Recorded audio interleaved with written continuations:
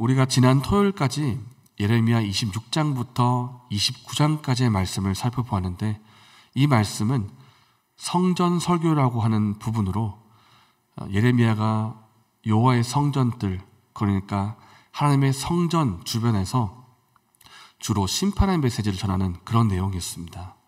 오늘부터는 30장부터 해서 33장까지 위로의 책이라고 하는 부분으로 하나님의 위로의 메시지가 함께 등장하는 그런 부분이라고 할 수가 있습니다. 지금까지 예레미야는 거의 빠지지 않고 이스라엘 백성을 향해서 심판의 메시지를 전했습니다. 너희가 나 하나님을 순종하지 않고 내 율법을 행하지 않고 있다. 내가 너희들에게 선자를 부지런히 보내었지만 그 선자의 말들도 너희가 듣지 않았다. 내가 이 성을 세계 모든 민족의 저주거리가 되게 할 것이다. 혹 누군가가 2년 안에 바벨론에서 다시 이스라엘 땅으로 돌아오리라 그렇게 예언하지만 내가 그 사람을 보낸 적이 없다. 그럴 일이 없으니까 너희들은 바벨론에서 거주하며 살아라. 70년이 지나면 내가 돌아오게 할 것이다. 거의 대부분이 심판에 대한 메시지가 나오고 있는데, 정말 들어보면 숨가쁘다는 느낌이 들 정도로 계속하여 심판의 메시지가 전해졌습니다. 그러다가 오늘 본문에 와서 드디어 숨통이 트이는 그런 내용이 등장을 합니다. 3절 말씀입니다. 여호와의 말씀이니라.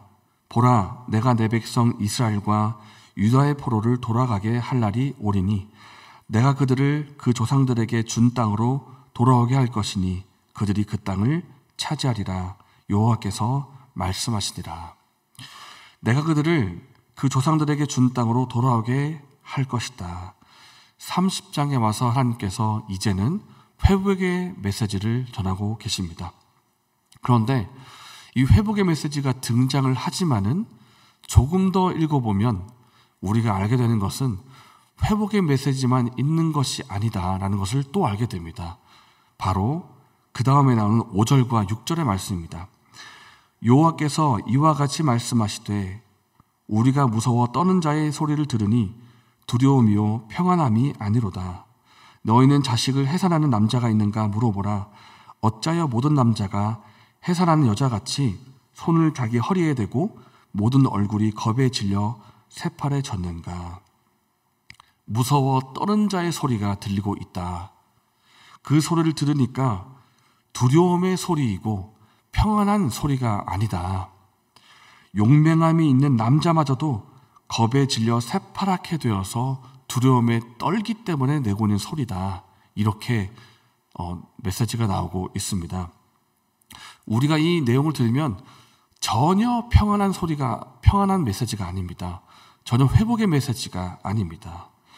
이스라엘 백성이 두려워 떠는 소리가 들리는데 이 소리는 어떤 소리인가? 예루살렘이 이제는 완전히 함락이 돼가지고 이스라엘이 완전히 멸망하게 될 때에 나오는 그런 두려움의 소리라고 할 수가 있습니다. 7절에도 말씀하기를 슬프다 그날이여 그와 같이 엄청난 날이 없으리라. 그날에 야곱의 환난의 때가 되미로다. 이것 역시도 심판의 메시지입니다. 그런데 바로 뒤에 그 7절 바로 뒤에 내용이 나오기를 그러나 그가 환난에서 구하여 냄을 얻으리로다 하면서 7절부터 마지막부터는 또 회복의 메시지가 등장을 합니다. 그러니까 오늘 본문을 전체적으로 한번 살펴보면 회복의 메시지만 있는 것도 아니고 심판의 메시지만 있는 것도 아닙니다. 회복과 심판이 동시에 등장을 하는데 말하자면 선심판 후 회복이라고 할 수가 있습니다.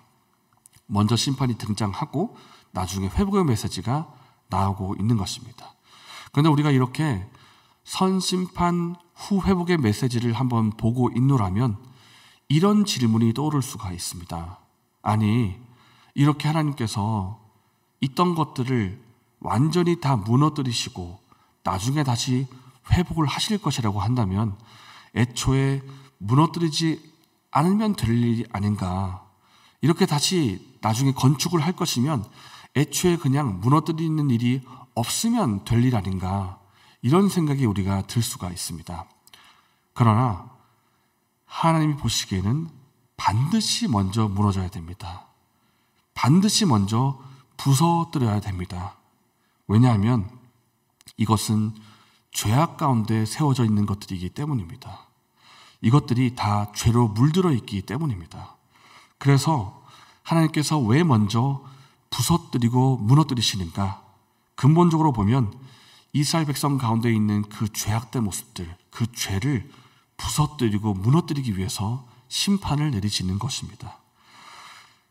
하나님 말씀에 귀를 기울이지 않는 교만한 모습이 백성 가운데 있습니다. 말씀을 듣고도 따르지 않는 불순종의 모습이 백성 가운데 있습니다. 하나님만 의지하지 않고 우상을 따르고 있는 우상 숭배의 모습이 백성 가운데 있습니다. 하나님께서 왜 먼저 심판을 내리시는가? 그들 가운데 있는 교만과 불순종과 우상과 같은 죄를 먼저 무너뜨리고 부서뜨리기 위해서 심판을 내리시는 것입니다. 그리고 나서 그 무너진 자리에 다시 일으켜 세우십니다. 말씀에 귀를 기울이는 겸손한 마음을 일으켜 세우시고 말씀을 따르는 순종의 마음을 일으켜 세우시고 이제는 두 마음이 아니라 오직 하나님만 의지하는 하나의 마음이 되도록 다시 일으켜 세우십니다. 이제는 하나님이 기뻐하시는 모습이 이스라엘 백성 가운데 나타날 수 있도록 그 무너진 자리에 다시 일으켜 세우신다는 것입니다. 그래서 하나님은 오늘 본문에 먼저 무너뜨리십니다. 그리고 다시 세우고 일으켜 회복하십니다. 이러한 이스라엘 백성들의 모습이 오늘날 우리에게도 필요할 수가 있습니다. 내 모습 속에 내 삶의 어떤 영역 가운데 어떤 부분은 하나님이 기뻐하시지 않는 모습이 있을 수가 있습니다. 어떤 영역은 하나님께서 보시기에 하나님의 뜻과 벗어난 모습이 있을 수가 있습니다. 이런 모습은 어떻게 돼야 하겠습니까? 이 부분은 부서져야 됩니다. 무너져야 됩니다. 그리고 그 자리에 다시 세워져야 됩니다. 하나님이 기뻐하시는 모습으로 하나님의 뜻에 합당한 모습이 될 수 있도록 하나님께서 다시 일으켜 세우시는 과정이 필요하다는 것입니다. 그래서 하나님이 무너뜨리시고 나중에 다시 회복하십니다. 오늘 저와 여러분의 삶의 모습 가운데 무너져야 할 모습은 없으십니까? 하나님 보시기에 기뻐하시지 않는 모습은 혹시 있지는 않습니까? 그리고 다시 세워져야 될 부분은 없습니까? 우리가 무너지는 과정을 보고 있노라면 그 과정이 고통스럽고 힘들지 모르겠지만 이후에는 반드시 하나님의 회복이 있습니다.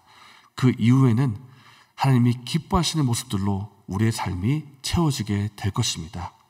이러한 회복의 은혜가 저와 여러분에게 있기를 바랍니다. 이 시간 말씀 생각하며 기도하실 때 이러한 내용으로 함께 기도하기를 원합니다. 우리의 삶의 모습 가운데 무너져야 할 부분이 있다면 회개하고 돌이킬 수 있도록 도와주셨어서, 그래서 우리의 삶이 이전보다 예수님을 더 닮아갈 수 있도록 도와주셨어서 이제는 하나님이 기뻐하시는 모습들로 우리의 삶이 채워지게 하여 주셨어서 이렇게 기도하시고 개인적인 제목으로 기도하신 후에 자유롭게 돌아가시겠습니다.